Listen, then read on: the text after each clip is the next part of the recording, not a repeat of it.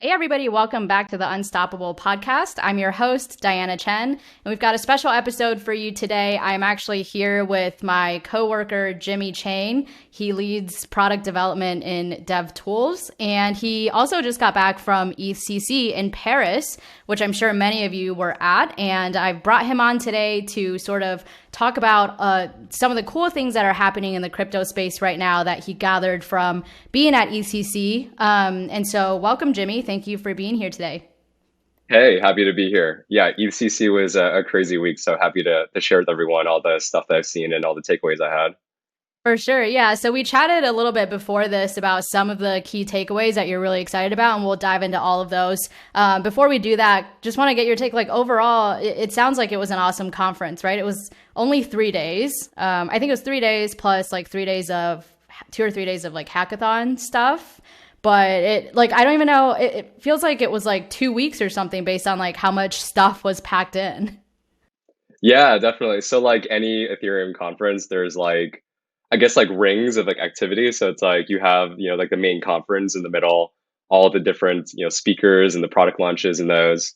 Outside of it, you have like little hackathons that are happening. Of course, like people want to build and to collaborate with each other.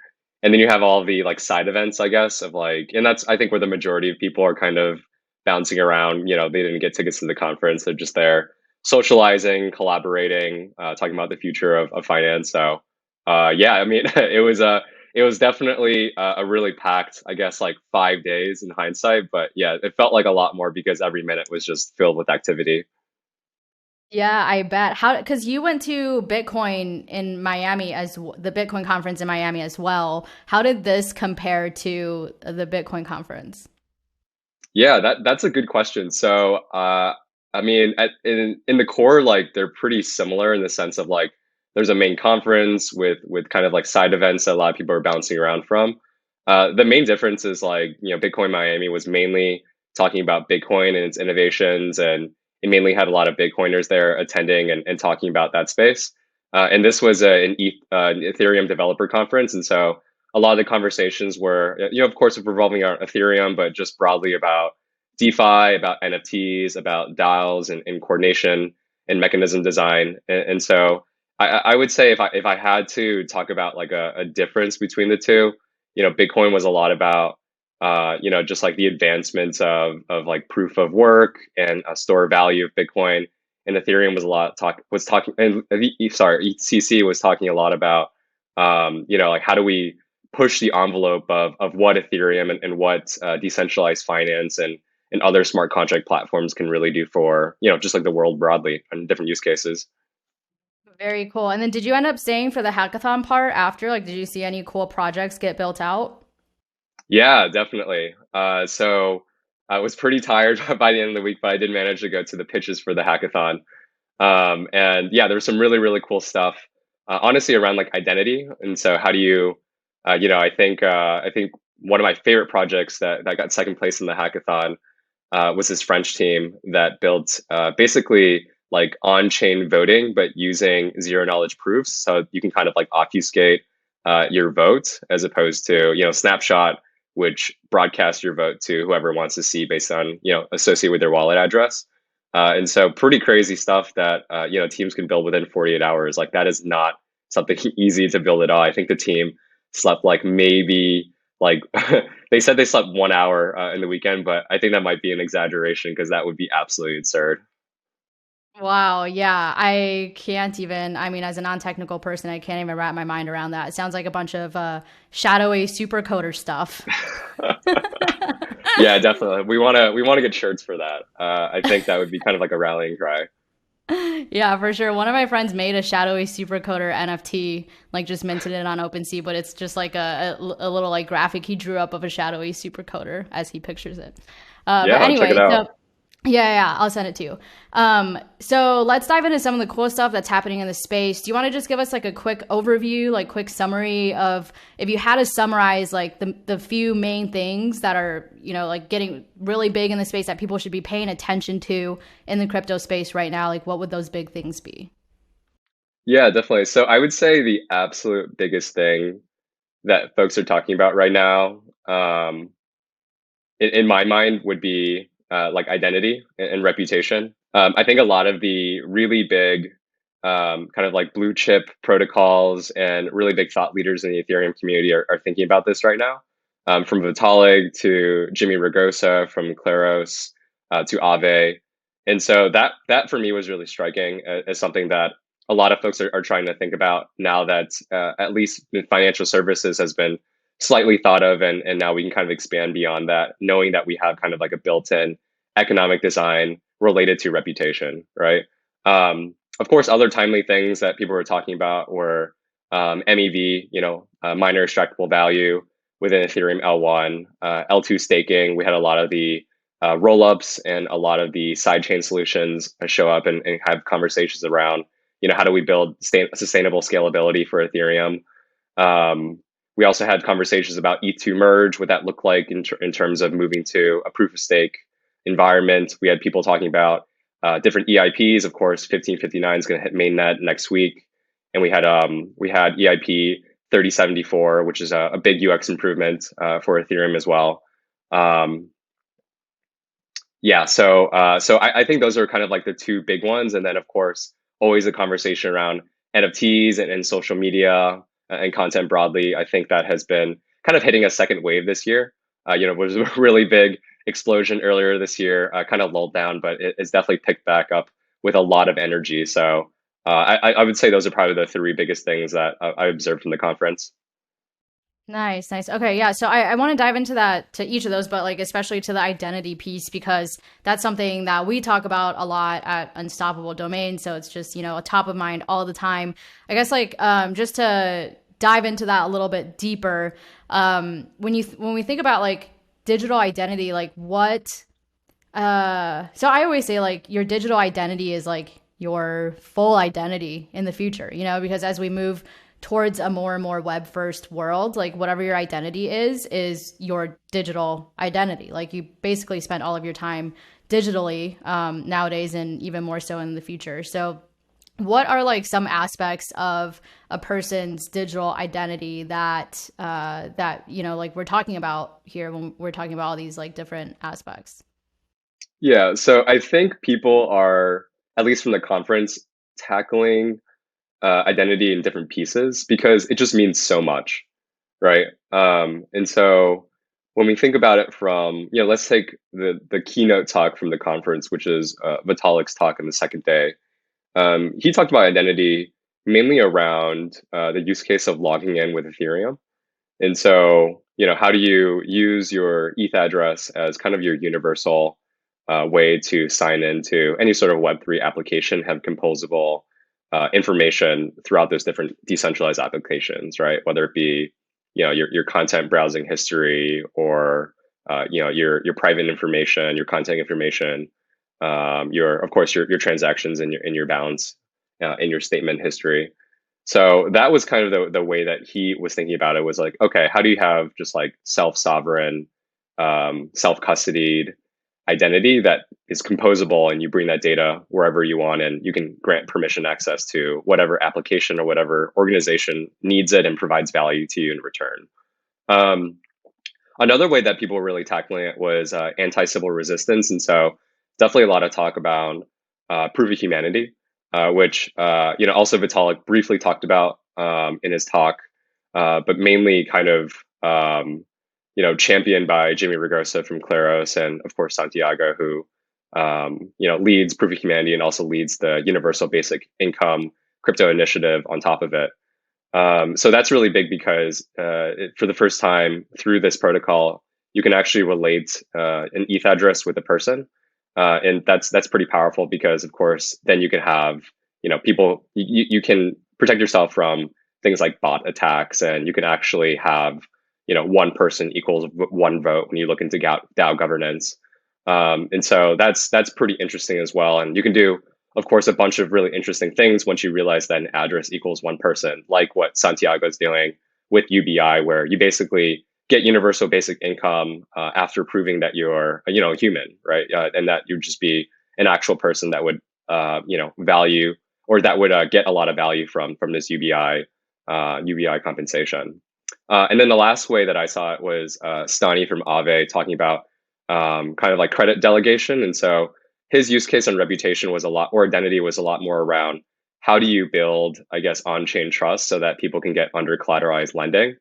And I think the novel way that they're tackling it right now is through a product they call credit delegation, where essentially reputation is built off-chain, and so people can essentially pool together their borrowing amount and actually give it to other accounts, right? And so from a protocol level, the risk is actually the same because you basically have a lot of people. You basically still have the same collateralization amount, but from an off-chain perspective, people are trusting other organizations or other people with that money, right? And I'm happy to talk a little bit more about the mechanics behind that.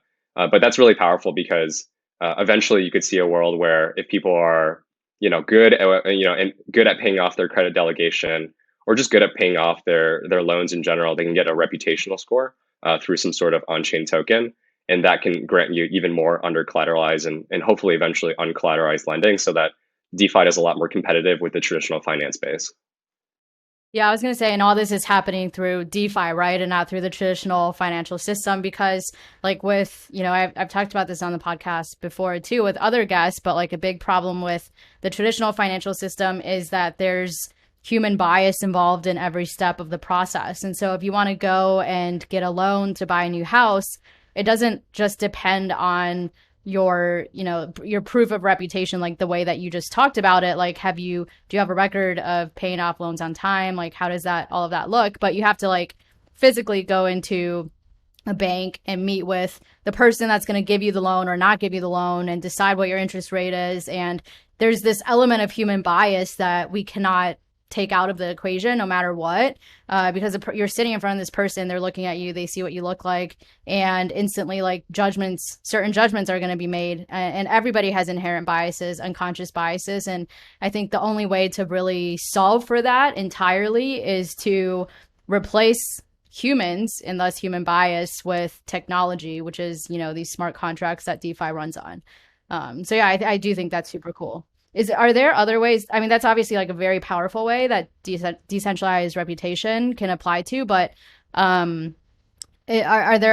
people also talking about other ways that like you can build your on-chain reputation, whether that's through almost like a proof of work, or contributing to DAOs, contributing to protocols and things like that, to essentially build your on-chain resume through proving that you can do good work, and not through showing that like you have a degree from Harvard, or that like you used to work on Wall Street or whatever. Yeah, so I mean, I know in the space broadly, that's something that a lot of folks are talking about in terms of, on-chain resume, in terms of, just broadly, how do we take away inherent human biases on, people decisions or career development decisions? Um, I would say from the conference perspective, there was not as much of a focus on that, and definitely a lot more focus in kind of the three different use cases that I outlined previously. But when I think about like on-chain resume, I mean, the first thing that comes to mind for me is, DAO governance, right? Like you have a demonstrable record of, how you participate in DAOs, at least from a voting perspective. I mean, of course, a lot of the contributions happen off-chain right now, literally in like Google Forms, which needs to be, eventually brought in on-chain, especially as scaling becomes a lot more sustainable for the Ethereum ecosystem. But I also think about, what Brian's working on at Rabbit Hole, right? He talks about on-chain resume all the time. And so I know these are definitely big problems that folks are solving for. Just haven't really seen a lot of focus on that and in the past, week or so, just because it's a big problem space, like we were talking about. So just a lot of different ways to chip at it. Yeah, absolutely. Okay, so going back to the identity piece, another question I had was around like how we'll operate on social media when we think about our identity on social media. Obviously there's the single sign-on problem where we no longer have to like have a separate username and password for Facebook, Instagram, Twitter, all of these things. We can just log in with our wallet or our ETH address, or domain or whatever. And so that's pretty cool. But like, what else was talked about with like social media? Because I feel like a lot of people are talking about like decentralized social media and what that's going to look like. So in terms of social media and decentralized social media, there were kind of two moments at the conference that really drove the conversation, at least for myself, around this topic. The first was, again, Stani's talk. It was mainly around credit delegation, but you know, he had a bit of, a few words to say around decentralized social media and actually Ave's interest in building decentralized social media, which he, previously, before we even came to EthCC, he had kind of like a series of tweets teasing this. Um, and so, at a high level, there wasn't a lot of details they were sharing, but decentralized social media is really interesting because of composable identity, right? Or sorry, because of immutable identity and the composable data underneath it. And so you can bring, your username, you can bring your account to basically a series of social medias that act as more or less as like a UI or UX experience that reads from your identity and actually pulls in information that you own into some sort of curated experience, right? And so right now when we look at Web 2, when I spend all my waking moments tweeting, or I spent, the hours that I do putting together blog posts for my Medium blog, I'm basically handing the keys to those companies, right? I'm like, hey, like you own this. You can delete this whenever you want. You can do whatever you want with it. For Medium, maybe I'll get compensated, a little bit, like literally fractions of pennies per view. But that's pretty much the relationship I have with these platforms. And with a decentralized social media, it becomes a lot more user driven in the sense that I know this is information I own. I give you access to read this information only within certain parameters. And of course, there's a financialization layer that you can add on top of it that's inherently baked into blockchain broadly. So that's really interesting, and I imagine we're going to see more developments from Aave in the coming, honestly, like the weeks, the coming weeks, because they just move so quickly, and we're gonna see a lot of kind of interest and movement to decentralized social media, and having a blue chip protocol like Aave, like Stani and Jordan in front of it. It's just going to be really interesting to see.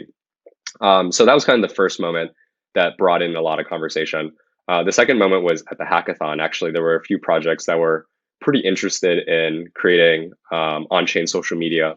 And so being able to build on these new scaling solutions makes it a lot easier to mint content and add it to some sort of arbitrary identity and be able to curate experience to view it. And so a couple come to mind, but they basically look like a version of Twitter, blogging, Instagram, Facebook, what have you. But it was really interesting because again, there was that built-in kind of financialization layer, and so you earn tokens through your engagement, that others give you, or your engagement with other people's platforms. And I think there's an interesting way for us to actually tweak this mechanism design so that engagement becomes a lot more high quality, right? And so we're starting to filter away from spam or some sort of like impression farming, and actually have authentic conversation. And so that's pretty interesting. And now that I think about it, that was actually a small slide on Vitalik's talk as well about decentralized social media, and he actually showed some screenshots of people responding to his tweets on Twitter, and it was like when moon or hey man, like check out this random project, right? And he was like, hey, like we could do better than this, right? Like there could be a way for us to have gated conversations, right? DAO based or token based gated conversations. One of the most popular social media apps in China right now is called Bilibili, and it's basically like Reddit, but you have to answer like it's really really hard quiz in order to actually participate in the community. And so imagine if you go to r/Harry Potter and you had to answer like 50 questions about Harry Potter, and that's the only way you can actually post and react and stuff like that. We can have that with decentralized social media, right? Like I would love to be able to have high quality conversation with people, and not be attacked with civil attacks, right? With all these bots trying to either farm impressions or scam you or something like that. And so that's pretty exciting for me as well. Wow. Okay. Yeah, that last piece I never thought about before, so I'm sort of just mind blown by that. Me too. Yeah, because like I think about too, like what is social media actually going to look like on the decentralized web. You know, like obviously I don't think we're going to have just a few main platforms like we have today that everybody is on. I think it'll be a lot more. But also sometimes I think like, what if it's just everybody has their own website and everybody has their own personal token, and you just have, like, go to their website and you tip them, you know, and you get tokens in return, or like some sort of structure like that. Or like you mentioned, you know, like social token gated DAOs and Discords. Like, do you see decentralized social media just like looking like Discord or Reddit, or like, are people talking about that yet? Or are people like imagining things or having good ideas in that realm yet?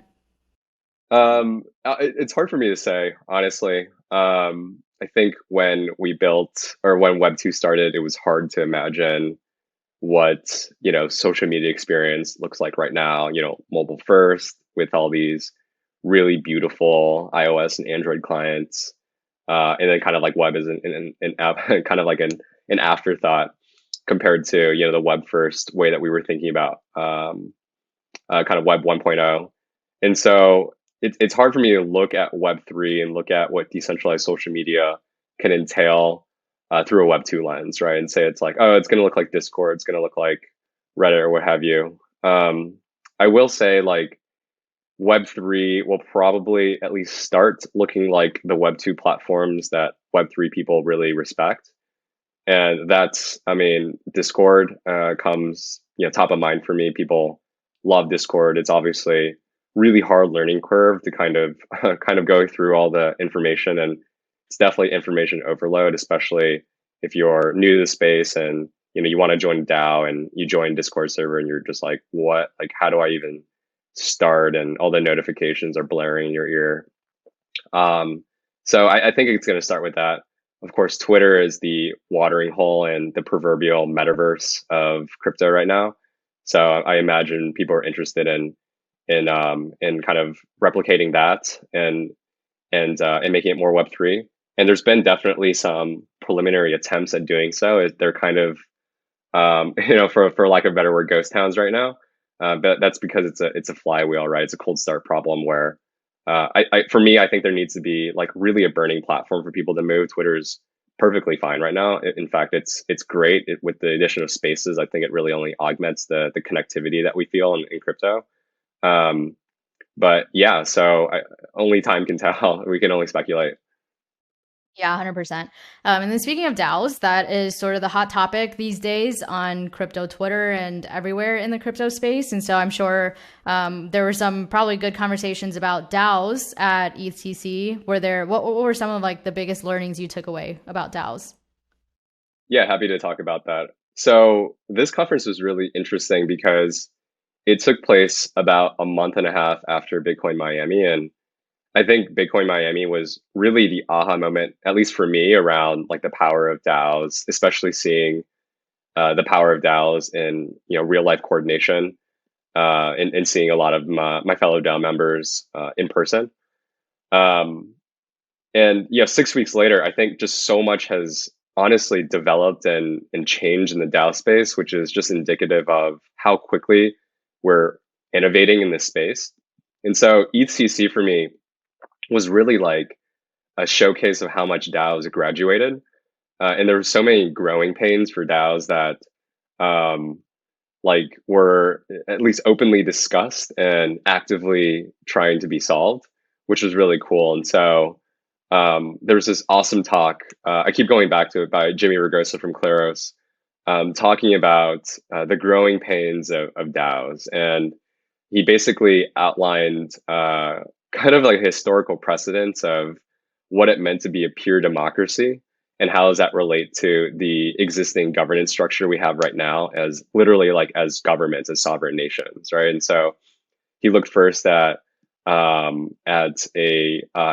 like ancient Greece in pure democracy, where basically everyone was voting on everything, and there was like so much eventual voter apathy that consolidation of power occurred, and they ended up calling it, I think, like theatrical democracy or something. It was just like a farce.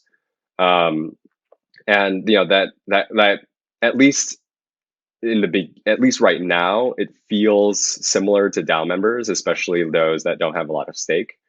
And I think that looks really similar to kind of like corporate governance. Like shareholders don't vote on everything, right? Especially small shareholders. They have an executive team or an operational team that kind of does all the day-to-day work that shareholders and even board members don't really need to worry about. And so he kind of relates it back to corporate governments, but of course, like our existing government of like, okay, there's an executive branch and there's a legislative branch, right? The executive branch, they, in the analogy of DAOs, that's kind of like the core team. They do things, right? They build, they ship code, they make executive decisions on the day-to-day operations of the DAO. And then there's a legislative branch, which is, kind of like the governance token holders. They're the ones that vote on really big propose proposals, check the executive branch. And so that was a pretty interesting framing for me. And then he actually layered in this third piece, which talks about Claros, which is like essentially like the judicial branch, right? It's like, okay, like how do you have this other power that's ensuring that these initial two branches aren't abusing their powers or aren't deviating from the mission of the DAO, which I think was a pretty novel assertion to make in the conference, and something I hadn't heard of before because like judicial, like what does that even mean from a DAO sense? But it made a lot of sense in terms of like, okay, like there's a reason why almost every government right now has this framing. It's because these checks and balances make a lot of sense, and so there was a ton of learnings just from DAOs and from a governance perspective. And of course, like more and more projects are coming out that make it easier to build DAOs, easier to scale DAOs, like treasury management tools, like different tooling. Gnosis, Safe has, Safe is great for Gnosis, but they're also launching a bunch of other really interesting features and products that basically make them like the OS of DAOs. And so from a tooling perspective, I think it's just becoming richer and richer so that, eventually the hope is like anyone can make a DAO and not even, touch Ethereum, not even touch code because it's just that intuitive. A lot of these other DAOs have been graduating, like Metacartel has grown so much since it started, and Mullock DAO as well. And so it's just been cool to see just how much has really been developed in, again, like basically 6 weeks, like at least from my perspective. Of course, some of these DAOs have been around for almost a few years now, but just like the rapid pace of innovation just is constantly blowing my mind. Yeah, it really is crazy because I think about obviously I cannot wait for the day when the picture you just painted of like, you don't even have to touch Ethereum to start a DAO, and like all the tooling and infrastructure is already there for you. And I think about like, how long is it going to take us to get there? And one thing I've like realized in the crypto space is like, it's just impossible to predict because any concept of time or any concept of like how much time it takes to build something, I feel like just does not apply in the crypto space. Or it's like extremely sped up. Like if you just think about like, okay, in the past, like innovating this type of thing took like X number of years. I feel like in the crypto space, you just have to like divide that by 2 or 3 or even more. Like it's just so fast. So crazy to think about. But yeah, I'm really excited about that. I really like DAOs. I like to get my feet wet in some DAOs and, like sort of experience it firsthand. But I think there's still a lot missing with DAOs right now, and a lot of, like legislation that's missing, quite frankly. I think a lot of people in crypto like to hate on like rules and regulations, but I really don't think we're going to get we're not going to get to like a mainstream level without the rules and regulations. So I think people in crypto need to stop hating on rules and regulations and think about how can we educate policymakers so that they can, create favorable policies for us. Yeah, totally. It's early. Vitalik kicked off his talk with a really interesting statement. He said that Ethereum has always been about experimental mechanism design based on decentralization and trust minimization. And so that really resonated with me because it was never about finance, right? It was always about coordination, basically. And so these are all experiments, for lack of a better word. But experiments eventually lead to true long-standing innovation. And we're early days, and with innovation needs sound regulation and regulatory frameworks. And so yeah, it's just early right now. We need to hit like a nice stable state and then get a good framework around it from a legal perspective for us to really drive a lot of mainstream impact. Yeah, 100%. And on that note, I want to talk about finance. So DeFi is obviously a huge thing. I'm sure it was talked about a lot at EthCC. What were some of the main topics in DeFi that you heard at the conference? So I would say, the main conversation was still around, how do we drive forward, I guess, like mainstream adoption for DeFi. And that goes around, I think, a couple different problem spaces. First thing was just like user experience, and so we had a lot of really amazing designers give workshops around, okay, like how do we really even build for um, how do we even really build for someone who's not crypto native, right? And I think that's really interesting because there's different design decisions that need to be made in order to actually onboard people, right? Of course, the main conversation that always comes up is, okay, you have someone who's not crypto native, they go to a DApp. Oh, you need to log in with your non-custodial wallet. Okay, like what does that even mean, right? Like that is almost the hardest hurdle, and the vast majority of where drop off comes from a funnel perspective for these DApps. Another piece which was really interesting because it wasn't really driven by designers, but actually from the core protocol team, was a new EIP called 3074, which basically talks a little bit about UX improvements from actually the protocol level. And so one thing was changing token approvals, and so no longer would you have to approve tokens, that random kind of button you need to press before you can interact with a lot of different protocols, right? Like, oh, approve for this ERC20 smart contract, or approve, this DApp smart contract before you can interact with it, which is, not a huge barrier, but definitely can be helpful for a lot of folks in terms of drop off in usage. And another thing was something called social recovery, which is baked into the protocol, which is like there needs to be an on-chain way to actually recover people's keys, right? Like if you have mainstream people coming, let's say they get a non-custodial wallet, they have their seed phrase, they don't really know what to do with it, right? Like that's kind of a weird concept for a lot of people to grok. And so if there's a way for people to actually have some sort of recovery method for these seed phrases, like that would be really helpful. And the fact that it's happening from an EIP perspective is like, I mean, like that's pretty big. So that was kind of a big core piece of the conversation from a DeFi perspective. And of course, all these talks around, the next forefront of DeFi for these blue chip protocols, for Curve, for Uniswap, Sushi launched a new DEX product they called Trident, which is basically, we don't need to get into this, but it's basically a lot of different dexes. That's the best way to put it. It has concentrated liquidity like Uniswap v3. It has different balance pools like Balancer, and so it's pretty really it's not even pretty interesting. It's really interesting. It's definitely something that caught me by surprise. Um, and so that is kind of in a nutshell what's happening in kind of the main DeFi space.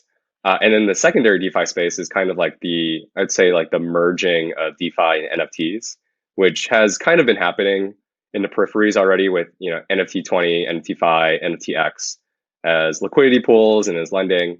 But now it's becoming, I think, more and more of a mainstream conversation, especially given the huge boom in NFTs recently. And so you have these new wave of protocols. One is called Genie that I thought was really cool. It's basically a DEX aggregator for NFTs. And so they'll search liquidity on NFT20, NFTX, and also OpenSea, Rarible, Foundation, what have you, in search of the best fill order, right? Which is like much needed in the space. And then there's another protocol called Bouncy, which is like really cool.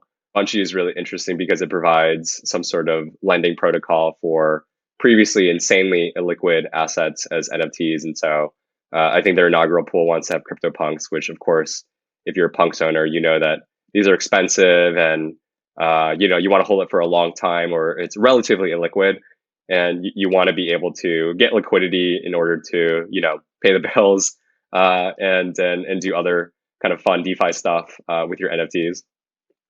Oh yeah, I think that is I think, that stuff is really cool. Like merging different aspects of crypto, like merging DeFi and NFTs is a super cool thing. I also really like the protocols that are doing cool new things with NFTs. And so far we've really only seen like, like you can buy an art NFT, for instance, or you can buy like a single NFT. But like one of my favorite projects right now is Charged Particles. We had Ben Lakoff from Charged Particles on the podcast in the past, but he talks about how like with Charged Particles, you can do things like you can basically put a bunch of NFTs in a basket and then you can time lock it or you can slow release it and like do all these cool things with it. And I'm really excited to see, what else people develop with like cool new ways to handle NFTs, to like financialize NFTs, to just like do all these cool new things with it. This is something that I forgot because I don't kind of call this DeFi, but on the NFT space, fractionalization was a huge topic during the conference. And of course we had, I met Andy from Fractional Art, and Fractional Art actually just had their launch a couple of days ago, post conference. But essentially, people want exposure to NFTs, and they're either like really unaffordable at this point, right? Like a CryptoPunk is literally $50,000, or they want exposure to a kind of a basket of NFTs because they don't want to take a liquid risk exposure on like a certain type kind of NFT. And so an EG would be like, oh, I like art blocks as a project, but I don't know which collection I want, right? Like I don't know if I want a Dreams or Chromie Squiggle or something.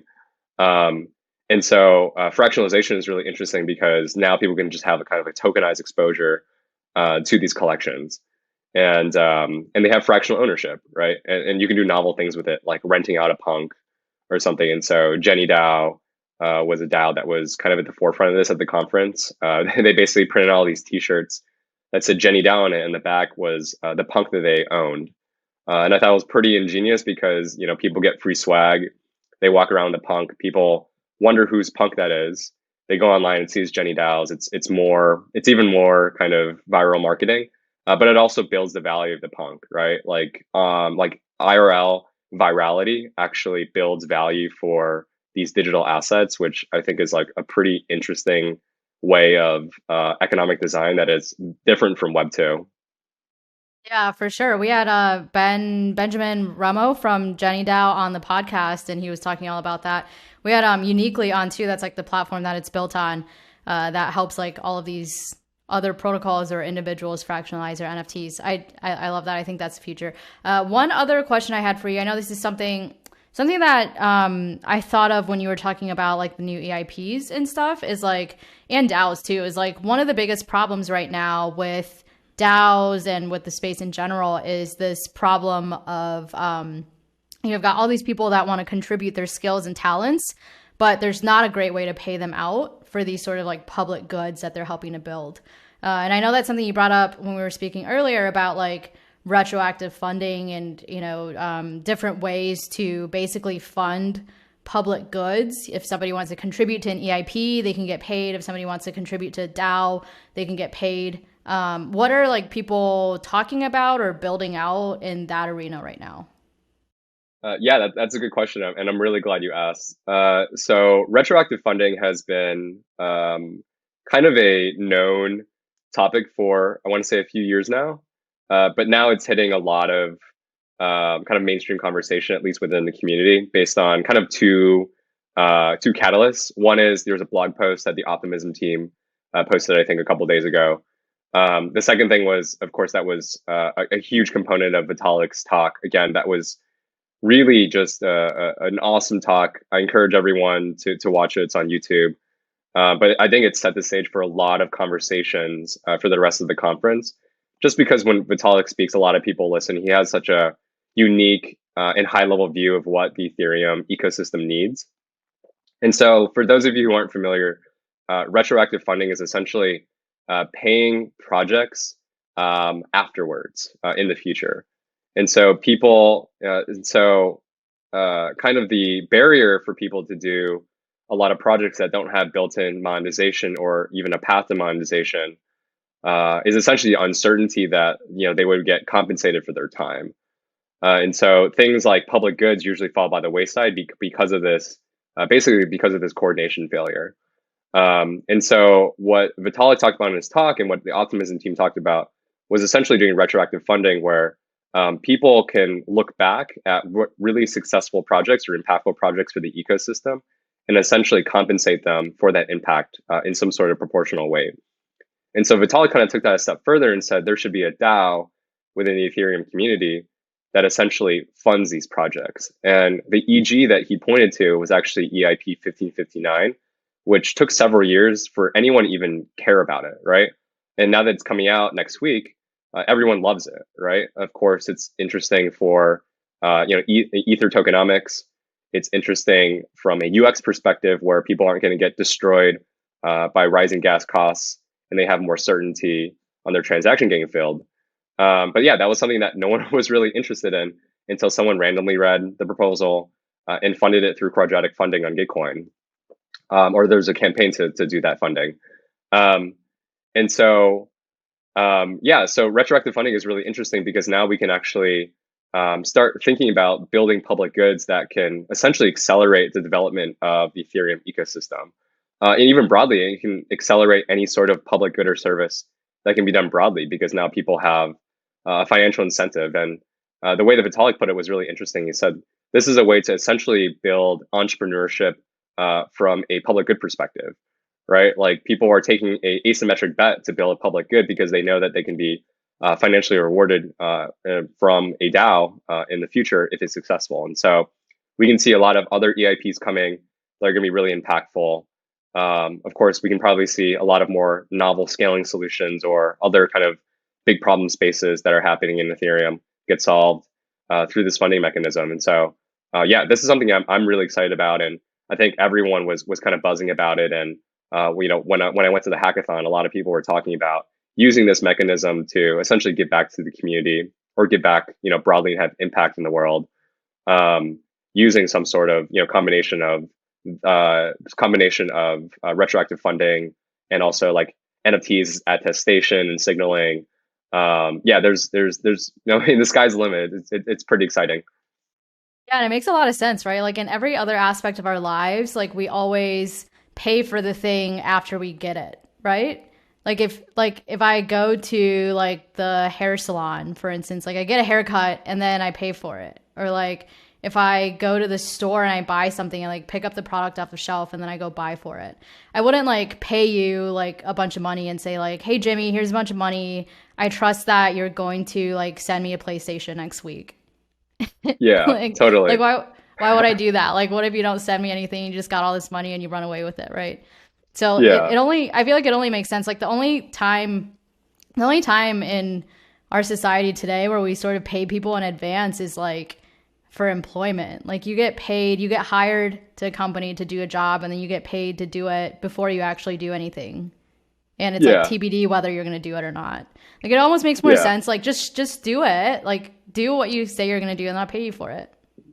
And I think that comes with the maturation of the space, right? Like other EGs are like very, I think like indicative of just like the nascency of this space. So it's like one is like ICOs, right? Especially in like 2017, it was like, hey, give me 10, $20 million and I'm going to build this coin. We're like, yeah, I'm down for that. Another thing is NFT projects, right? They're like, hey, like here's an NFT project. We might build a metaverse game with these characters. And people were like, yeah, I'm definitely going to do that. Like here's $50 million, right? So it's I think it's a lot more intuitive to kind of flip it into this more retroactive sense. Yeah, for sure. Cool. All right. Well, that was awesome stuff. Any final thoughts before we wrap up? I think this was a lot of really good stuff for anybody who wasn't able to make it to Paris for the conference. I feel like I was almost there. I'm going to go watch Vitalik's talk and then I think I'm good. Yeah, I mean, just one final thought. Like I always love being in person for these events. I'm glad that slowly more of these are happening again as jurisdictions move out of COVID restrictions. It's just there's just so much magic, and it's great to see the passion in real life. That's something that I personally just love about this space is just like, people can talk about this for forever, ad nauseum, right? And there's real passion here, and I struggle to find another point in my life where I was surrounded by so many smart people talking about something so passionately, and so it just makes me more excited to build. Yeah, 100%. I love hearing that. Awesome. Well, I give all my podcast guests a chance to plug themselves at the end. So I'm going to extend that same offering to you. If people want to pepper you with more questions after this, where can they find you? Sure. Yeah. So I am obsessed with Twitter. And so my handle is at 0xjim, Jim. So feel free to DM me. DMs are always open. If you guys have questions about Ethereum, about EthCC, about anything really, I'm always happy to have a conversation. 0x Jim, aka Ox Jim, the cow, however people wanna call it. And then another thing too is we have opportunities for people to contribute too, right? If they want on our Discord. Yeah, definitely. So if you're interested ever in exploring unstoppable domains, using a domain, integrating with us in your app, please go to our Discord. You can find the link in our homepage at unstoppabledomains.com. It's also linked on our Twitter, I believe. So we have basically 24/7 support for any questions. We're always just talking about the future of identity and NFTs on our Discord. So yeah, please join the Discord. It's a fun time there. Yeah, it's a pretty sweet community.